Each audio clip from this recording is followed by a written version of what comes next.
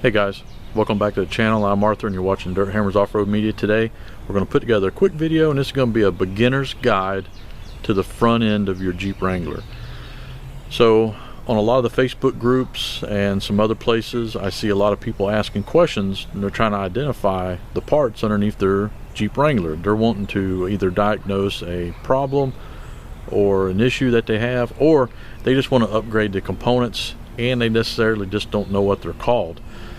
Sometimes people can be a little harsh. Some of the Jeep veterans can come across a little harsh to some of the new guys. So in this video here, it'll give you all the information you need to understand the name of the components on the front of your Jeep Wrangler, and you can watch the video without any type of harassment or bashing or anything like that. So I was once a beginner. I still am. I'm still learning, but I've went in and I've replaced all these front end parts on my Jeep, so I have a little bit better understanding of what they are, how they perform, and how to properly identify them. So stick around. Like I said, quick little beginner's guide to help you understand the front end of your Jeep and the parts that are there. So let's jump in. Okay, so the first part that we have underneath the Jeep we're going to talk about is a tie rod end, and or tie rod. This is your tie rod, and it runs the full width of the Jeep, and this tie rod end connects your steering knuckles together via a tie rod end. That's out here. Now that tie rod end has some movement in it, and that's by design. Next is your drag link. This is your drag link here. It's connected to the pitman arm. This pitman arm is connected to your gearbox. Okay, but this drag link runs all the way across and connects to the passenger side knuckle, and this is what's actually your steering. This is actually taking your steering from the steering wheel and your gearbox for left or right, making turns, and putting that motion into the steering knuckle so you can turn left and right and so forth, and that drives the tie rod. Next is your this is sway bar link. Okay, this one's a quick disconnect model, but these come in various sizes, applications, and adjustability. It's actually connected to your sway bar arm. That's what this guy right here is. Okay, inside here you're going to find your universal joint here. You got a lower and upper ball joint. This is universal joint. This is your actual axle. That's two-piece. You have an axle piece that runs through the axle tube, and then you have a shorter splined axle as well that connects to the outer bearing hub. Here's another look at the pitman arm, so we get a better look at it. It's connected to the gearbox, but this is your pitman arm. You hear a lot of talk about that. People have different pitman arms that are lower. Again, drag link, you can see how it runs across and connects. Track bar connects here to the frame, but this is another look at the track bar. And here's another look at the drag link, how it connects over here at the steering knuckle. This is the drag link. You can see it runs all the way over and connects to the pitman arm there. This guy here is your track bar. This is an aftermarket. All these parts are aftermarket that I have on here, but they all are going to be in the same location, similar in shape and design as what you have even on a stock Jeep. This track bar mimics the same shape and style as the factory one.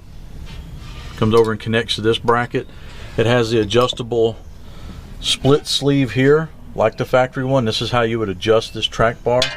The track bar's job is to keep the axle from oscillating left and right and keeping it centered underneath the vehicle. Again, you got a sway bar link here.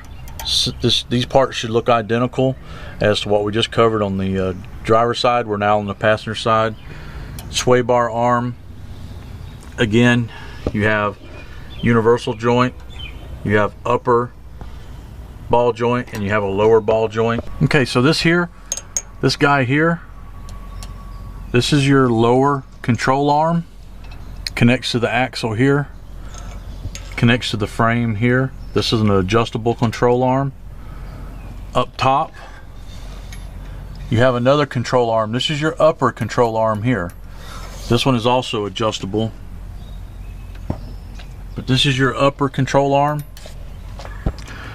Typically the lower control arm is used to set I believe the wheelbase of the vehicle. The upper control arm here is used to adjust your caster and or pinion angle. That would be your pinion angle here, but won't worry about that at the moment. But this is usually used to adjust the caster of the axle. This sets the wheelbase. So for the front, this is your lower control arm, and this is your upper control arm. You can see where it connects to the axle here, and you have those on each side. You have 2 lowers and 2 uppers on each side. Here's another look on the passenger side of how the upper control arm connects. You can see it here on this little tower. And again, you can see the lower control arm connecting here. This goes without, asking, but just so people know, this obviously is your front coil spring or your front spring. Kind of supports the weight of the vehicle and sets the height of the vehicle. This is your bump stop here. You'll hear a lot of people talking about adjusting the bump stop, but this is your bump stop. This here is your bump stop landing pad. This here is obviously a steering stabilizer. It's a dual unit. You don't necessarily need a dual stabilizer unit. I kind of like this one just for the simple fact of the looks of the dual, but a single stabilizer. They come in a lot of different makes, models, different brands, but the configurations are pretty basic and mostly the same. Just find one that you can afford and one that you like. And like I said, I just used the double one just for the looks. Okay guys, so there's just a little look into the front parts of your Jeep Wrangler that make up the steering and suspension components. Nothing complicated. A lot of this stuff is easy to do or replace in your driveway with some basic hand tools, but it just does require a little bit of knowledge and some patience to service or replace those parts. But hopefully this little guide will help you identify the parts underneath your Jeep Wrangler if you're having a problem with them, or if you're looking to understand what the part terminology is so you can look up aftermarket parts. So once again, hey, if this is your first time visiting the channel, make sure you like the video, subscribe, give it a thumbs up, and drop a comment and below. I'm sure I've missed something on the front of the Jeep as far as some of the steering or suspension components. So if I have, drop that comment down below and let's take a look. So again, thanks for watching.